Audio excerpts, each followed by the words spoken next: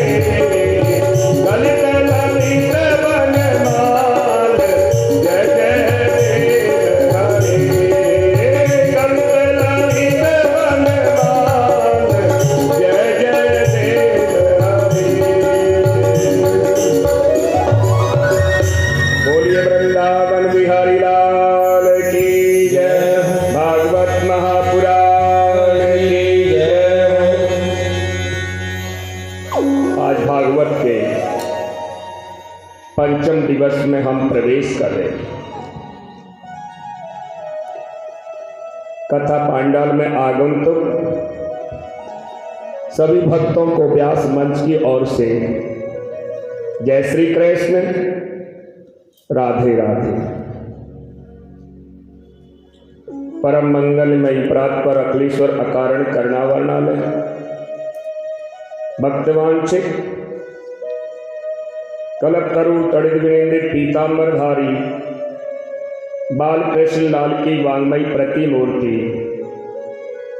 श्रीमद् भागवत महापुराण। कल की कथा में मेरी नारायणी शम भगवान श्री कृष्ण के रूप में अवतरित हुई है।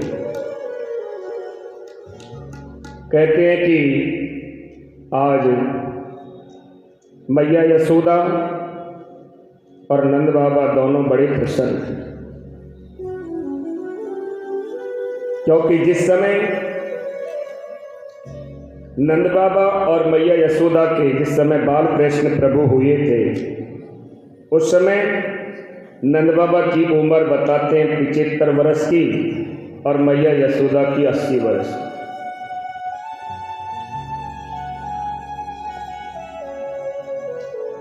तो जैसे ही नंदा और सुनंदा दोनों को बहनों को पता चला कि हमारी भाभी के यहाँ भाभी ने एक लाला को जन्म दिया है, तो नंदा दौड़ी दौड़ी नंद बाबा के पास में आई और नंद बाबा उस समय माला पर जाप कर रहे थे। क्या कह रहे थे? अभी तक होयो ना है, कब हो।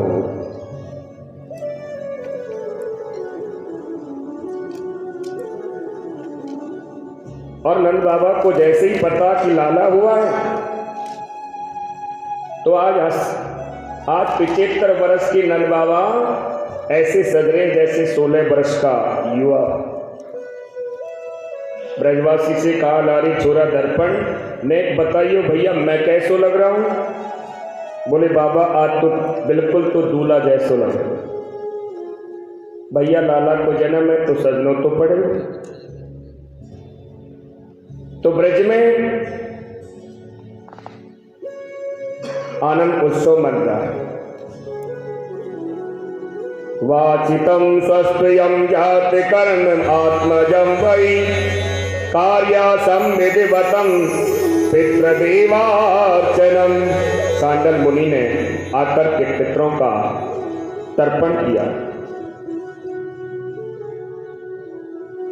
अब जितनी भी गोपियां हैं ब्रज में, सारी गोपियां श्रृंगार करके सज धज करके और मैया यशोदा के यहाँ चली आ रही। कैसा गोप भेष बना के रखा इन गोपियों ने, देखी। गोपम श्रुमस्त मणिकुंडल निष्कंठात चितांबरा पथम सिकाचुत मालान वर्षा नंदलायम सबलम व्रजत रेणु जरोल कोल कुंडल पयोधर हार शोभा। सब सज करके आभूषण पहन करके आ रहे। अब आनंद उत्सव मन रहा है। नंद घर आनंद भयो जय कन्हैया लाल की। नंद घर आनंद भयो जय कन्हैया लाल की। नंद के आनंद भयो जय कन्हैया लाल की। नंद घर आनंद भयो जय कन्हैया लाल की। जय कन्हैया लाल की, जय बोलो गोपाल की। जय कन्हैया लाल की, जय बोलो गोपाल की। नंद घर आनंद भयो जय कन्हैया लाल की। नंद घर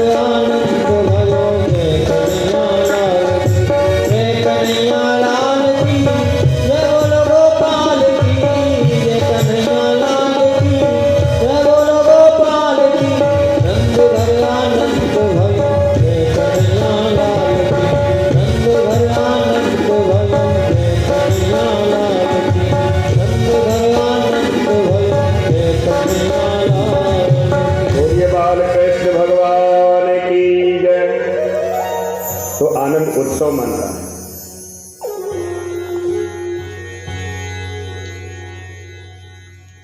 नंदात्मजम उत्पन्ने जाता है लादो महामना, आह्यम विप्रान वेद ज्ञान स्नातम स्वलंकृतः। नंद जी के घर आत्मज हुआ है, इसलिए आज बोले नंद बाबा महान बन गए और बड़े बड़े वेदक ब्राह्मणों को बुला करके दान लुटा रहे। कितना दान दे रहे? धेनूनाम नियंतम प्रपादम विप्रेणम सलम समलंकृते तिलादि सप्तव्रत घन सौदकोभम बराया व्रतम। कहते हैं कि 7 तिलों के पहाड़ बना करके दान किए, 2 लाख गायों का दान कर दिया और नंद बाबा दान करते चले जा रहे हैं। इतना लुटा रहे हैं कि कुबेर जी की बुद्धि भी बौरा गई। मन में सोचा कुबेर जी ने कि नंद बाबा इतना धन लुटा रहे, इनके पास में कहां से आ गया? कहीं हमारा खजाना तो चुरा करके नहीं ले करके आ गए। आपको पता है कि स्वयं भगवान नारायण जब बाल कृष्ण के स्वरूप में आए हैं, नंद बाबा जितना धन लुटाते हैं उससे दुगना धन आकर के भंडार में जमा हो जाता है।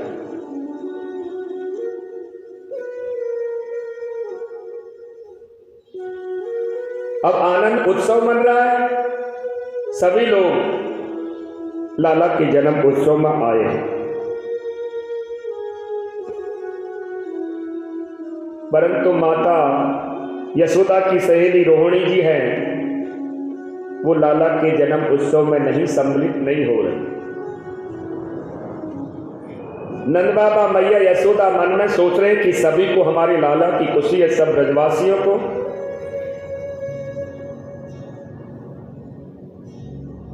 रोहिणी क्यों नहीं आई? क्या लाला की खुशी नहीं है? तो रोहिणी इसलिए नहीं आई, आपको पता है कि देव की वसुदेव कारागृह में बंद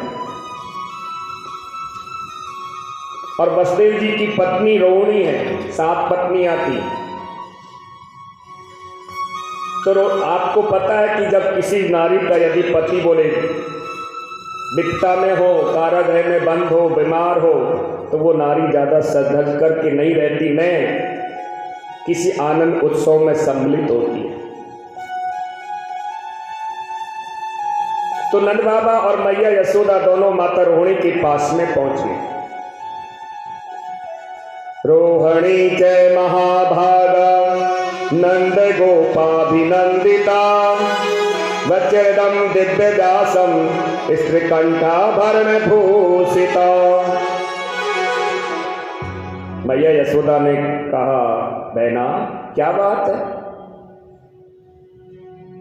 तो माता रोहिणी ने सारी बात बताई, इसलिए मैं सम्मिलित नहीं हो रही। पर संसार के नियम, माता रोहिणी ने मन में सोचे, अरे ये संसार के नियम अलग है और ये तो मेरी गोविंद का जन्म उत्सव। तो मैया रोहिणी बलराम जी को गोद में लेकर के और लाला की जन्म उत्सव में महासम्मिलित हो गई। मेरे बाल कृष्ण प्रभु पलने में सो रहे। मैया यशोदा ने लाला को पलने में सुलाया हुआ। माता रोहिणी पलने की पास में आई, मेरे प्रभु को गोद में लिया, दुलार किया और फिर पलने में सुला दिया। सुखदेव स्वामी कह रहे, राजा परीक्षित एक बार यह दृश्य देख अपनी आंखों में उतार करके देखो कि उस समय बलराम जी क्या कर रहे थे। बोले चलना नहीं सीखे थे, बार बार पन्ना पकड़ते हैं फिर गिर जाते हैं, बार बार पन्ना पकड़ते हैं फिर गिर जाते हैं। बलराम जी मन में सोच रहे हैं कि मेरे प्रभु के दर्शन तो करूं, मेरे प्रभु लगते कैसे।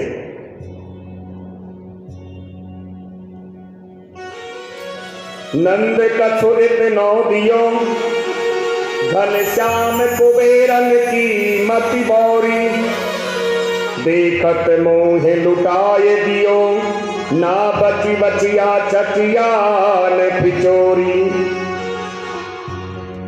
तो नंद बाबा खूब लुटा रहे थे। अब नंद बाबा ने सोचा कि हम तो लाला के जन्म उत्सव में लगे हुए हैं और इधर राजा कंस को कर देने के लिए जाना है। मथुरा में बड़ा अत्याचारी राजा है, यदि पता चल गया तो बोले रन में भंग डाल देगा। तो नंद बाबा मैया यशोदा से कहा, देवी तुम लाला का जन्म उत्सव मनाओ और मैं मथुरा जाना हूं कंस को कर देने के लिए। कुछ समय के लिए जब वो योग माया रूपी कन्या थी, उसने कह दिया, अरे दुष्ट कंस, तुझे मुझे मारने से क्या मिलेगा? अरे तुझे मारने वाले ने तो ब्रज में जन्म ले लिया। तो कुछ समय के लिए कंस ने देव की वसुदेव को कारागृह से मुक्त कर दिया। तो इधर से तो नंद बाबा जा रहे, उधर से वसुदेव जी आ रहे, दोनों का मिलन हो गया। नंद बाबा ने वसुदेव जी से कहा, भैया बड़े दुख की बात है, अरे ये दुष्ट कंस ने तुम्हारे सभी पुत्रों को मार दिया, बड़े दुख की बात। वसुदेव जी कह रहे, नंद बाबा मन छोटा करने से क्या फायदा मित्र, मैं सोचूंगा तुम्हारा जो पुत्र है वही मेरा पुत्र है, छोटे वाला। क्योंकि वसुदेव जी को पता है कि अदला बदली कर गई, इशारे से कह दिया कि मैं सोचूंगा कि छोटे वाला जो पुत्र, जो तुम्हारा पुत्र है वो मेरा छोटे वाला पुत्र है, बलराम जी से। नंद बाबा ने कहा, हाँ मित्र, अरे तुम्हारा ही तो पुत्र है। तो आपस में दोनों में वार्तालाप हुई। इधर वसुदेव जी चले गए और नंद बाबा कंस को कर देने के लिए पहुंच गए। अब लाला का जन्म उत्सव मन रहा है। इधर कंस ने, जब वो कन्या ने कहा कि तुझे मारने वाले ने ब्रज में जन्म ले लिया, तो कंस ने अपनी आपातकालीन बैठक बुलाई। सभी मंत्री संतरी बैठे हुए, अब सब विचार कर रहे हैं कि पता कैसे चलेगा कि हमारी काल ने कहां जन्म लिया है। तो सभी ने विचार किया कि 1 महीने के अंदर जितने भी बालक जन्म लिए वो सब बालकों को मार दो। लेकिन ये कार्य करने कौन देगा तुमको, घर में घुसने कौन देगा? इतने में पूतना मौसी बोले ये कार्य मैं करूंगी। कंस ने कहा कि तुम्हारा देखा ये विकराल स्वरूप, कौन घुसने देगा तुमको घर में? बोले महाराज चिंता मत करो, मैं ऐसा स्वरूप बना लूंगी, सुंदर बन जाऊं और फिर घूंघट निकाल लूंगी, किसी को क्या पता चलेगा। तो पूतना मौसी, जहां लाला का जन्म उत्सव मन रहा है, पूतना जी आ गए।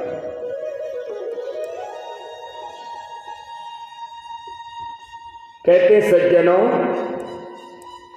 मेरे गोविंद का जन्म हुआ अष्टमी को और पूतना मौसी मारने के लिए चली आई चतुर्दशी को। तो ये पूतना है क्या? पूतना नाम है अविद्या का, और अविद्या 14 स्थानों पर वास करती है। 5 ज्ञान इंद्रियां, 5 कर्म इंद्रियां, मन, चित्त, बुद्धि और अहंकार, काम, क्रोध, लोभ, मद, 14 जगह अविद्या वास करती है। इसलिए पूतना मौसी चतुर्दशी को मेरे गोविंद को मारने के लिए चली आई। अब लाला का जन्म उत्सव मन रहा है, ब्रज की गोपियां नृत्य कर रही। अब ये राक्षसी है तो गोपियों से थोड़ी बड़ी भी है। इसने क्या किया, घूंघट लगा लिया। गोपियों ने देखा, आपस में विचार कर रही है, नारी तो हम पहली बार देख रही हैं। दूसरी ने कहा, तुझे पता नहीं, कोई मैया यशोदा की बचपन की सहेली होगी और लाला का जन्म सुना तो यह लाला को आशीर्वाद देने की ताई चली आई हो। अब गोपियां तो जन्म उत्सव में सम्मिलित नाच रही। इधर मैया यशोदा ने देखा और जैसे ही मैया यशोदा के पास में पूतना आई, घूंघट लगाया हुआ था। मैया यशोदा ने पूछा, बहना कहां से आई? अजी आई कहां से? जैसे ही मैंने लाला का जन्म सुना कि लाला का तुम्हारे घर जन्म लिया है और मुझसे रहा नहीं गया, इसलिए लाला को आशीर्वाद देने की ताई चली आई। अब मैया यशोदा ने सोचा कोई ब्राह्मणी होगी, इसलिए आशीर्वाद देने की कह रही है। हाँ हाँ, अरे आपका ही तो लाला है, जी भर के आशीर्वाद दो, मैं अतिथियों का सत्कार करती हूं।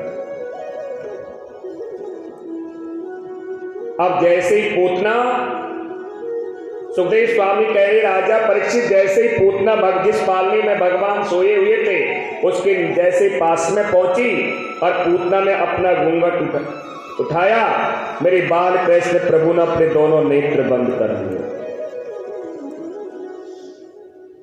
राजा परीक्षित ने तुरंत प्रश्न कर दिया, गुरुवर मेरे बाल कृष्ण प्रभु ने अपने नेत्र बंद क्यों किए?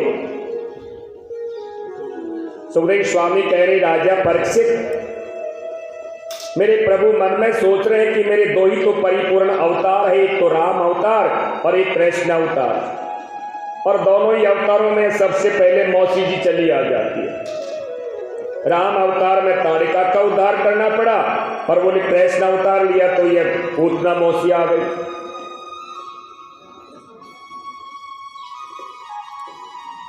तो मेरे प्रभु इसलिए अपने नेत्र बंद कर रहे हैं, शायद प्रभु इसलिए अपने नेत्र बंद कर रहे हैं। दूसरा भाव बता रहे कि शायद प्रभु इसलिए अपने नेत्र बंद कर रहे कि हम तो आए हैं माखन मिश्री खाने के लिए, और ये पूतना मौसी जहर पिलाने के लिए पहले ही चली आई। अब ये जहर वहर पीने की आदत हमको नहीं है, तो भगवान भोलेनाथ का ध्यान करें, हे भगवान भोलेनाथ तुमको तो जहर पीने की आदत है, एक काम करो जहर का पान तुम करो, दूध का पान हम करें। तो भगवान भोलेनाथ का ध्यान करें, इसलिए अपने नेत्र बंद करें। कोई संत तीसरा भाव बताते कि भगवान ने इसलिए अपने नेत्र बंद कर लिए कि ये पूतना आई है मुझे मारने के लिए, लेकिन कार्य कौन सा करेगी? एक माँ अपने पुत्र के लिए करती, एक माँ अपने पुत्र को अपना स्तन पिलाती। तो भगवान ये सोच रहे कि मैं इसे कौन सी गति प्रदान करूं, इसलिए प्रभु ने नेत्र बंद किए। कोई संत और कहते हैं, भाव बताते हैं कि भगवान की दाहिनी और दाईं आंख में सूर्य का वास, बाईं आंख में चंद्रमा का वास, और चंद्रमा सूर्य ने दोनों ने देखा पूतना मौसी को कि ये मारने के लिए चली आई, इसलिए कह रहे अरे राम राम, ये कैसी पूतना जो सारा संसार मेरे प्रभु से प्रेम करता है, इसको हम देखेंगे नहीं, इसलिए प्रभु ने नेत्र बंद कर दिए। कोई संत कहता है कि प्रभु ने अपने नेत्र इसलिए बंद कर लिए कि मेरे प्रभु सोच रहे हैं कि न जाने मेरे ब्रह्म में इस पूतना ने कितने बालकों को मार दिया, तो उनकी आत्मा के नियम मेरे प्रभु उनकी आत्माओं का ध्यान करें।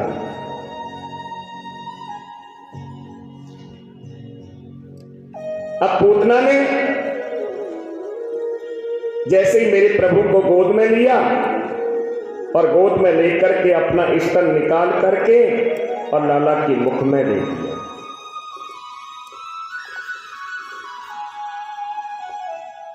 सा मुंच मुंचालमति प्रभासिनी निष्पद्यमानाखिलं जीवमर्मणि विव्रतं नेत्रचरणं भुजं मुहुः त्रिवस्त्रगात्रं च पतिरोदहम्। तो मेरे गोविंद के मुख में पूतना ने स्तन दे दिया। मेरे प्रभु दूध का पान कर रहे, गट गट करते पीते चले जा रहे। पूतना ने सोचा कि एक आध घूंट पीते काम तुरंत तमाम हो जाएगा, लेकिन यहां मेरे प्रभु को पीते पीते बहुत सा समय हो गया। अब पूतना मन में सोच रही है कि अभी तक तो इसे मर जाना चाहिए था, लेकिन ये अभी तक मरा नहीं। देखा अब मेरे प्रभु ने अभी तक तो दूध का पान कर रहे थे, और अब क्या कर रहे हैं?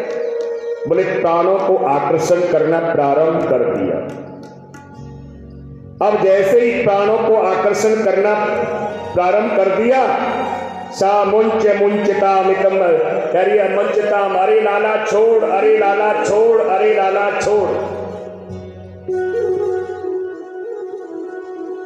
मुंचता मुंचता अरे लाला छोड़। मेरे 7 दिन के बाल कृष्ण प्रभु बोल पड़े, बोले मौसी जी, जिसको हम पकड़ लेते हैं फिर उसको ऐसे थोड़ी छोड़ते, फिर तो हम थिए लगा करके छोड़ते, काम अधूरा नहीं करते। अब तो पूतना और भी घबरा गई। हे भगवान, ये 7 दिन का लाला ऐसे बोले जैसे कोई बड़ा बात करता हो। तो मेरे प्रभु ने जैसे ही पूतना के प्राणों को आकर्षण खींचना प्रारंभ किया, उस पूतना अपने असली स्वरूप में आ गई और धड़ाम से पृथ्वी पर गिर पड़ी। कहते हैं कि जितने भी बाग बगीचा बोले पूतना के शरीर के नीचे आए, वो सब चकनाचूर हो गए। और मेरे प्रभु पूतना की छाती पर बैठे हुए। अब जैसे ही पूतना गिरी, आवाज हुई, गोपी दौड़ी दौड़ी गोपियां आई, मैया यशोदा आई। गोपियां कह रही, अरे मैया, तो किसी की भी गोद में लाला को दे देती है, कम से कम ये तो देखती है यहाँ ब्रज की है कि नहीं। मैया यशोदा रो रही है, मुझे क्या पता, मैंने सोची कोई ब्राह्मणी होगी और लाला को आशीर्वाद देने के लिए चली आई है। मेरे बाल कृष्ण प्रभु को गोदी में लेकर के मैया ने अपने अंग से चिपका लिया। अब इन माताओं का बोले अलग से एक पुराण है, और उस पुराण का नाम है वात्सल्य पुराण। तो मेरे बाल कृष्ण प्रभु ने इस राक्षसी ने स्पर्श कर लिया, इसलिए क्या किया, गौमूत्र से स्नान करा रही है, गंगा जल से स्नान करा रही है। अब एक पूर्णमासी नाम की पुरोहितनी है, वो क्या कर रही है, गाय की पूंछ पकड़ करके मेरे गोविंद के झाड़ा लगा रहे। बाल कृष्ण प्रभु मैया की यशोदा की गोद में क्या कह रही है, झाड़ा लगाते लगाते सुखदेव स्वामी के शब्दों में सुनिए, इंद्रयाणी ऋषिकेशम प्राणम नारायणो वतै श्वेत दीपम पतिचितम मन योगेश्वरो वतु। मेरे लालों की इंद्रियों की रक्षा ऋषिकेश भगवान करे, प्राणों की रक्षा नारायण भगवान करे, श्वेत दीप के पति लाला की चित्त की रक्षा करे, और मन की रक्षा योगीश्वर भगवान करे। क्रीडन्तुम पातुम गोविंदम शयनम पातुम माधवम। खेलते हुए लाला की रक्षा गोविंद करे और सोते हुए लाला की रक्षा माधव करे। मेरे बाल कृष्ण प्रभु गोद में हंस रहे, सोच रहे कि ये माताएं हमारे नाम का झाड़ा आज हमको ही लग रहा है। जभी तो कहते हैं, कहूँ कहाँ लगी नाम बड़ाई, कहूँ कहाँ लगी नाम बड़ाई, राम ने सकरी नाम गुण गाई, राम सकरी नाम गुण गाई, राम ने सकरी नाम गुण गाई। बोले भगवान राम भी अपने नाम का बखान नहीं कर सकते। अब पूतना को इन ब्रजवासियों ने क्या किया, बोले यमुना जी के किनारे लेकर के आए और पूतना के शरीर को चिता पर लिटा दिया। इतने में नंद बाबा भी आ जाते। अब पूतना के शरीर को चिता पर लिटाया और पूतना में बोले जैसे ही अग्निदाह संस्कार किया, तो आपको पता है कि जब अग्निदाह संस्कार करते हैं तो बदबू आती है। लेकिन यहां पूतना के शरीर को दाह संस्कार किया तो सुगंध निकल रही है, सुगंध निकल रही है। सुखदेव स्वामी कह रहे राजा परीक्षित ने सुखदेव स्वामी से पूछा, गुरुवर ऐसा क्यों? अरे ये पूतना का तो कोई कार्य ठीक नहीं था। पूतना लोक बाल घनी राक्षसी रुद्रासना जिंघासयापि हरियम स्तनम वत्ताम पसंदिते। देखो पूतना का नाम भी ठीक नहीं, पूतना का काम भी ठीक नहीं, पूतना का भोजन भी ठीक नहीं, पूतना की भावना भी ठीक नहीं, और इनके शरीर से सुगंध निकल रही है। सुखदेव स्वामी कह रहे राजा परीक्षित आपको पता है मेरे प्रभु कभी यह नहीं देखते कि इसने क्या कर्म, कितना पाप कर्म किया। मेरे प्रभु ने देखा कि इसने आखिर में कर्म क्या किया। अरे एक माँ अपने पुत्र को स्तनपान कराती है, वो कार्य किया। मेरे प्रभु अवगुणों की ओर नहीं देखते, केवल एक ही गुण काफी। और सबसे बड़ा आश्चर्य तो राजा परीक्षित से कहा कि तुम्हें होगा, बोले जो गति माँ यशोदा को वर्षों के बाद में मिलने वाली है, आज वही गति पूतना को मेरे गोविंद ने प्रदान कर दी।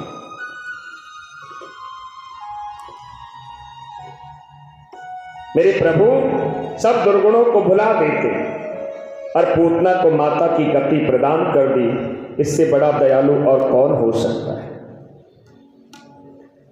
आप ही सोचिए, यदि प्रेम से प्रभु का स्मरण करेंगे तो हमारा उद्धार जरूर होगा, जरूर मुक्ति मिलेगी। अब पूतना को, अब कंस को पता चला कि पूतना मर गई। कंस ने एक राक्षस और भेजा, उसका नाम है सक्टासुर। और सक्टासुर ने भी प्रभु को मारना चाहा तो मेरे प्रभु ने उसका भी उद्धार कर दिया। अब जितने भी प्रभु के अवतार होते हैं, आपको पता है जितने भी अवतार होते हैं भगवान भोलेनाथ दर्शन करने के लिए जरूर आते हैं। भगवान भोलेनाथ को पता चला कि मेरे प्रभु ने जन्म ले लिया, सीधे कैलाश पर्वत से उतर करके भेष बदल करके आ रहे।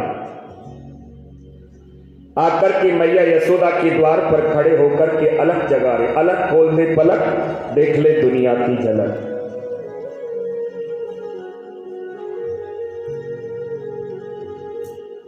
और मैया यशोदा से निवेदन करे, क्या कह रहे? एक जोगी आयोरी तेरे द्वार, दिखा दे मुख लाल का।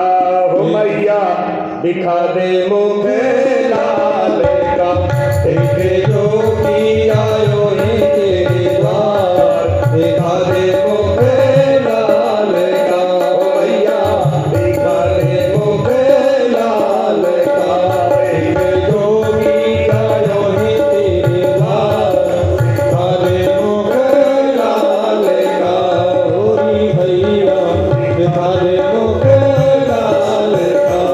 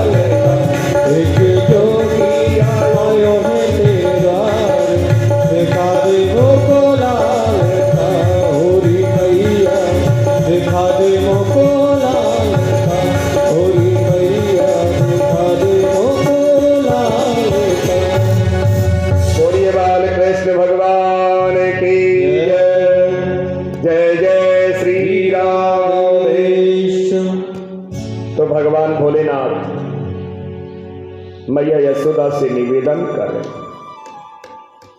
मैया यशोदा ने ऊपर से देखा, एक बाबा द्वार पर खड़ा है। अब भगवान भोलेनाथ कितना भी वेश बदले, लेकिन श्याम बिच्छू आदि कहां लेकर के जाएंगे।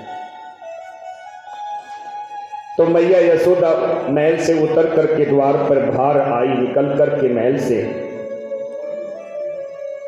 कहा, बाबा क्या चाहिए। मैया, हमारा गुरु का आदेश है कि तुम्हारे लाला के दर्शन करने के लिए हमारे गुरुजी ने भेजा, इसलिए अब आप अपने लाला का हमें दर्शन करा दो। मैया यशोदा बोली, बाबा क्षमा करना, अरे मैं 80 वर्ष की बुढ़िया को आपको देख करके डर लग रहा है, तो मेरा लाला तो बहुत छोटा है। आपके ये श्याम बिच्छुओं को देखकर मेरा लाला डर जाएगा, आपको दर्शन नहीं करा सकती। भगवान भोलेनाथ ने कहा, तो मैया क्या हमारे श्याम बिच्छुओं को देखकर तुम्हारा लाला डर जाएगा। आपको पता है तुम्हारा लाला कौन है? शेषनाग सैया पर शयन करने वाला है। मैया यशोदा ने कहा, बाबा तुम गलत जगह आ गए। अरे मेरा लाला तो चित्र में भी यदि सरफ देख लेता है तो दौड़कर मेरी गोदी में चढ़ जाता है।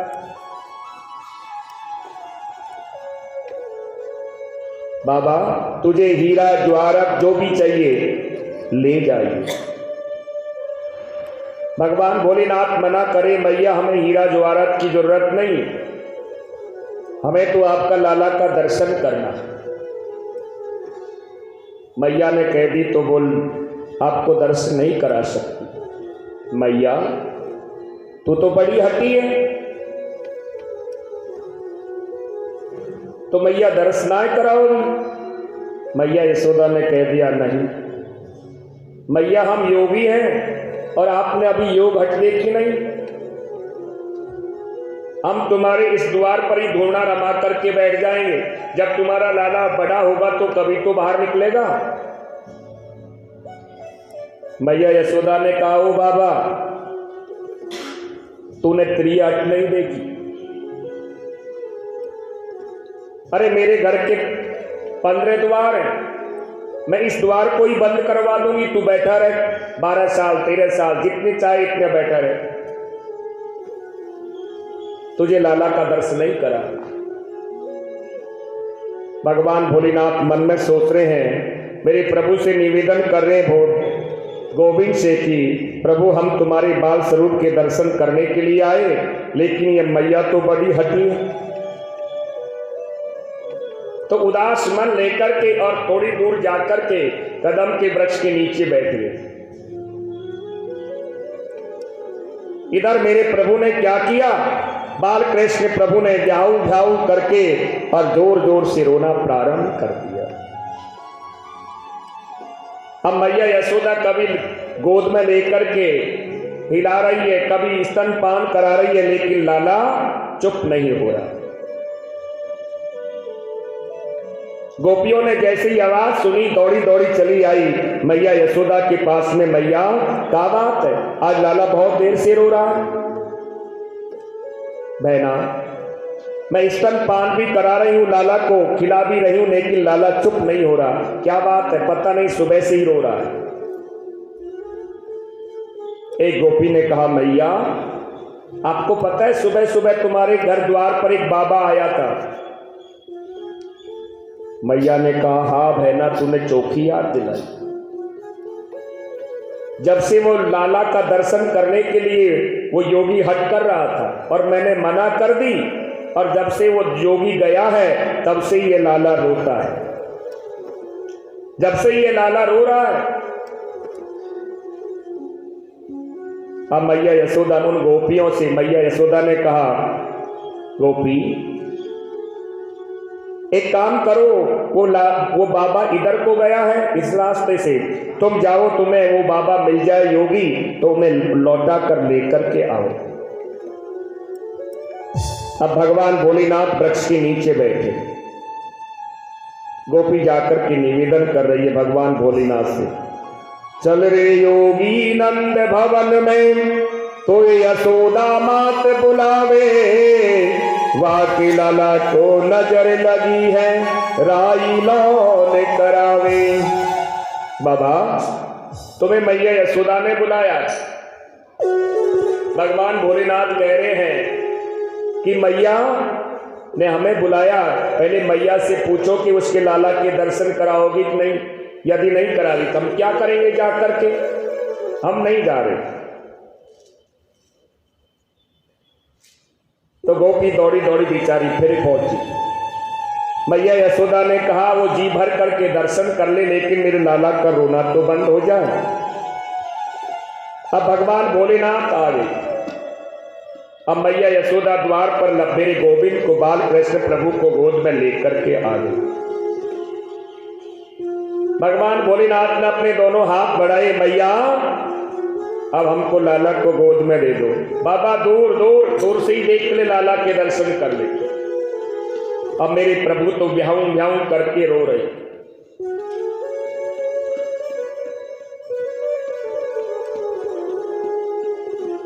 मैया यशोदा कह रही है लाला के दूर से ही दर्शन कर ले महाराज, और ऐसा आशीर्वाद दे कि मेरे लाला का रोना बंद हो जाए। भगवान भोलेनाथ कह रहे हैं कि जब तक तुम लाला को गोद में, हमारी गोद में नहीं दोगी, तब तक लाला का रोना बंद नहीं होगा। तो मैया यशोदा ने बाल कृष्ण प्रभु को भगवान भोलेनाथ की गोद में दिया, और मेरे बाल कृष्ण प्रभु हंस रहे, खिलखिला रहे। अब जैसे ही मैया यशोदा की गोद में देते हैं रोने लग जाते हैं, भगवान भोलेनाथ की गोद में आते हैं तो हंसने लग जाते हैं।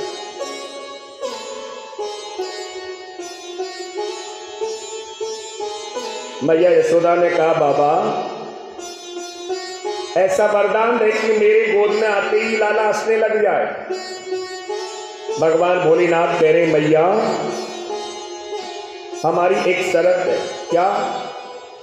बोले हमारा एक छोटा सा मंदिर बनाओ, और जहां तुम्हारे लाला का स्नान करने के बाद में जिधर से तुम्हारे लाला का जल निकले स्नान किया हुआ, वो हमारे ऊपर से निकले।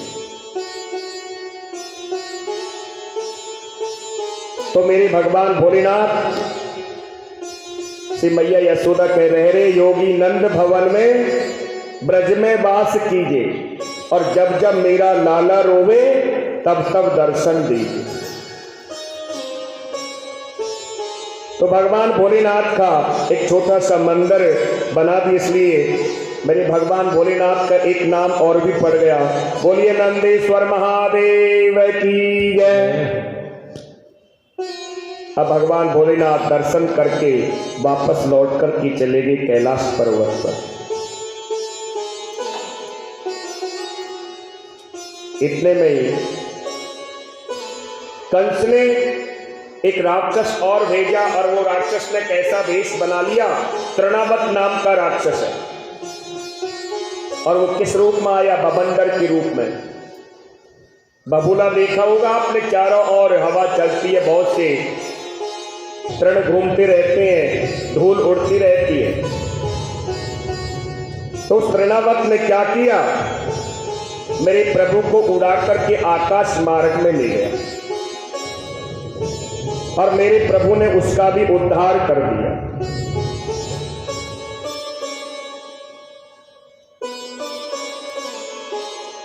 अब मेरे बालकृष्ण प्रभु 6 महीने के हो गए, लेकिन इनको पता नहीं है कि बालक का भी जन्म नामकरण संस्कार भी होना चाहिए। मेरे गोविंद के प्रेम में इतने पागल हैं। आज मैया यशोदा बाल कृष्ण प्रभु को गोद में लेकर के सुला रही है।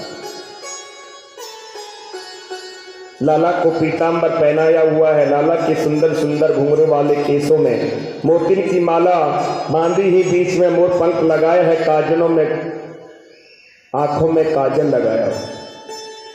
बाल कृष्ण प्रभु को सुला रही है, हिलोरिया गागा करके, लोरिया गागा करके मेरे प्रभु को सुला रही है।